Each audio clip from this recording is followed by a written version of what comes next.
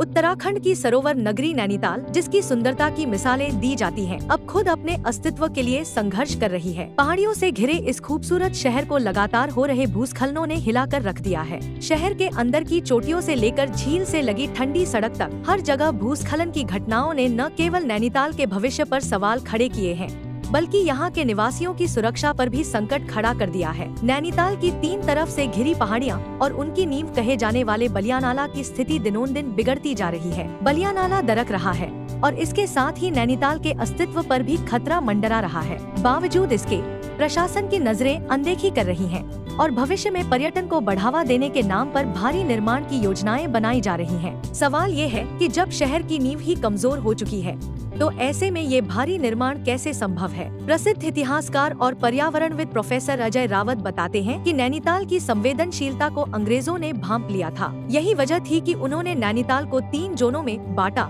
Safe zone, unsafe zone और danger zone. आजादी के बाद भी यह शहर सुरक्षित था, लेकिन 1972 से बलियानाला में हो रहे भूस्खलन ने नैनीताल की नींव को कमजोर कर दिया। कई सर्वे में यह साबित हो चुका है कि नैनीताल की भारवाहक क्षमता अब समाप्त हो चुकी है। इसके बावजूद शहर में अवैध निर्माण का दौर जारी है, जिसने नगर के ड्रेनेज सिस्टम को पूरी तरह से ठप कर दिया है। देखो, नैनीताल जो है वो अत्यधिक संवेदनशील इलाका है और अंग्रेज लोग इस बात को अच्छी तरह से समझते थे। इसीलिए उन्होंने नैनीताल को 3 जोन्स में बांटा था। सेफ जोन, जहाँ पर कंस्ट्रक्शन किया जा सकता है, निर्माण किया जा सकता है, जो बिल्कुल सुरक्षित है। फिर उन्होंने किया था अनसेफ जोन। अनसेफ जोन जहाँ किसी भी प्रकार का निर्माण नहीं हो सकता है। और तीसरा जोन जो था वो था डेंजरस जोन। डेंजरस जोन का मतलब ये था कि आप अपने रिस्क पे वहाँ पर निर्माण कर सकते हैं, लेकिन अगर कोई भी नुकसान होगा तो आपको किसी भी प्रकार का कंपनसेशन नहीं दिया जाएगा और आप अपने रिस्क पे ये काम कर रहे हैं। तो लोग जो था वो सेफ जोन जो था अंग्रेजों के समय में और आज़ादी के बाद भी, जब तक आप ये कह सकते हैं कि नगर पालिका में अच्छे चेयरमैन जैसे जसौत सिंह बिष्ट जी, राय बहादुर मनोहर लाल शाह जी जैसे चेयरमैन रहे, तो नैनीताल था बड़ा सुरक्षित रहा और यहाँ पर कोई गैर निर्माण जो है या गैर कानूनी निर्माण या अतिक्रमण जो है सरकारी भूमि में, ये कुछ नहीं होता था। लेकिन धीरे धीरे वो स्तर जो था वो स्तर गिरने लगा। जैसे हर क्षेत्र में हो रहा है वैसे नगर पालिका में भी हुआ।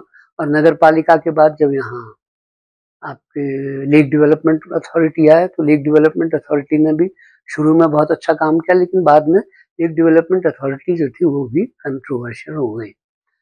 तो इस वजह से क्या हुआ कि निर्माण जो है वो डेंजरस जोन में भी होने लगा और अनसेफ जोन में भी होने लगा। और इसके साथ ही साथ निर्माण जो है वो आपके वेटलैंड्स में भी होने लगा। जो वेटलैंड्स हैं नैनीताल के, वेटलैंड्स में भी निर्माण होने लगा, जो कि बिल्कुल प्रतिबंधित था।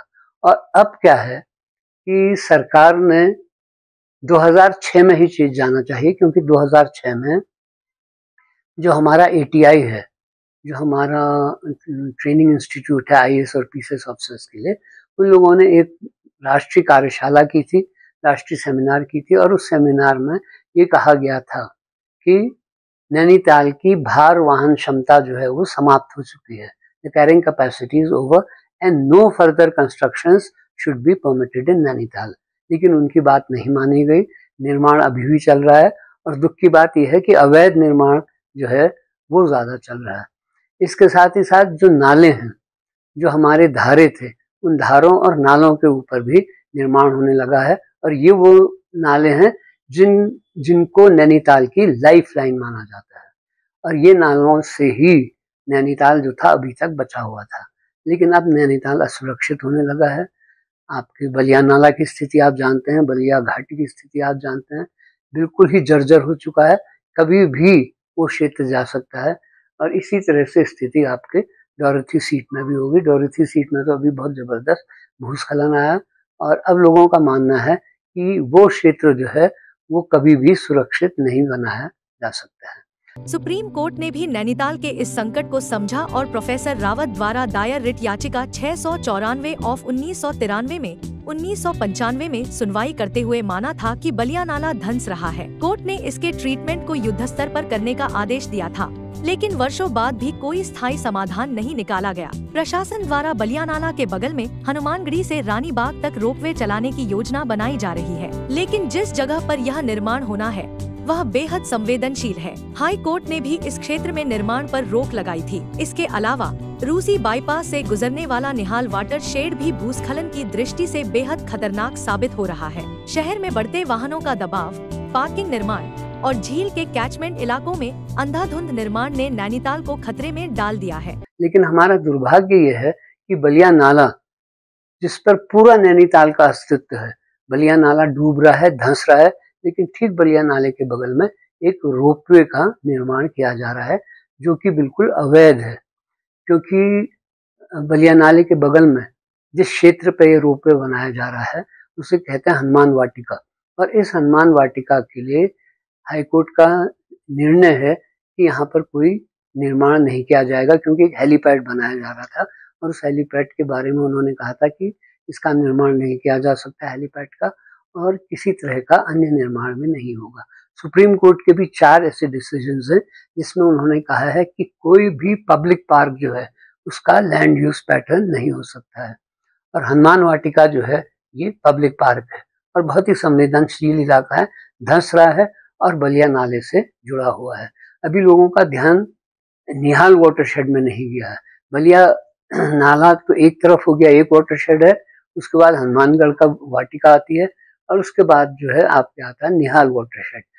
निहाल नदी जो है वो गवर्नमेंट हाउस के नीचे से उसका उद्गम स्थल है। वो क्षेत्र भी धंस रहा है और उस क्षेत्र में भी आप देखें बहुत जबरदस्त भूस्खलन आने लगे हैं। अभी एसटीपी जो बन रहा था, जिसका निर्माण हो रहा था, वो पूरा एसटीपी बनने के बाद वो बह चुका है। तो नैनीताल का अस्तित्व खतरे में तो है ही। डोरोथी सीट, चार्ल्टन लॉज और ठंडी सड़क पर हुए हालिया भूस्खलन नैनीताल के लिए चेतावनी की घंटी है। यह साफ संकेत है कि अगर समय रहते इन खतरों को नहीं समझा गया तो नैनीताल को एक बड़ी आपदा का सामना करना पड़ सकता है। अगर हम इसको बचाना चाहते हैं तो एक तो हमें टूरिज्म जो है वो नियंत्रित करना होगा। जो पार्किंग का लोग हल्ला कर रहे हैं और अंधाधुंध पार्किंग बना रहे हैं और ट्रैफिक पर कोई कंट्रोल नहीं कर रहा। मुझे लगता है कि पार्किंग की अब आवश्यकता नहीं है। ज़्यादा आवश्यकता है कि जब टूरिस्ट ज़्यादा है तो उन्हें हल्द्वानी में ही रोक दिया जाए, जैसे पहले होता था। रानीखेत वाले कह देते थे कि no more tourist allowed now because all the hotels are full. लेकिन यहाँ पर तो पता नहीं कभी होटल फुल नहीं होते।